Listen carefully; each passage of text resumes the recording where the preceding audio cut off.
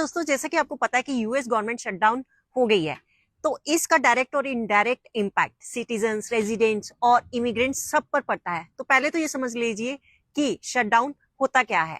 Actually America में government चलाने के लिए हर साल बजट पास होना जरूरी होता है। अगर सेनेट और हाउस किसी वजह से आपस में सहमत नहीं होते और फंडिंग बिल पास नहीं होता तो गवर्नमेंट एजेंसीज को फंड मिलना बंद हो जाता है। तो ऐसे में नॉन एसेंशियल सर्विसेज जैसे कि museum, national park, visa offices, विक सर्विसेज या फिर पब्लिक स्कूल्स, इनकी सब की सर्विसेज बंद कर दी जाती है। मतलब कि इससे क्या इम्पैक्ट पड़ता है, जो भी एम्प्लॉयज यहाँ पर काम कर रहे होते हैं उनकी सैलरीज को रोक दिया जाता है। तो दोस्तों इसे बोला जाता है शटडाउन।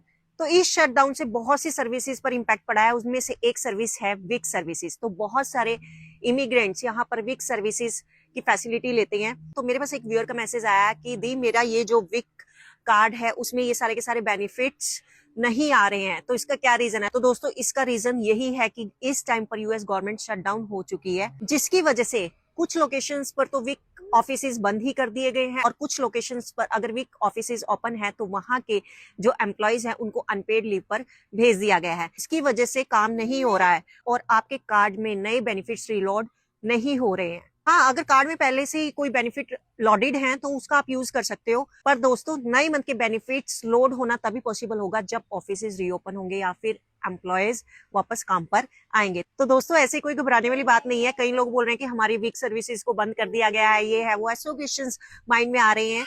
तो जो बेनिफिट्स आपके लोड नहीं हो रहे हैं वो तब तक हैं जब तक शटडाउन है। जैसे कि 2018 में 35 डेज तक शटडाउन था, अब देखो कितने दिन तक रहता है। तो जैसे ये सिचुएशन ठीक होगी उसके बाद आपके वही बेनिफिट्स वापस से स्टार्ट हो जाएंगे।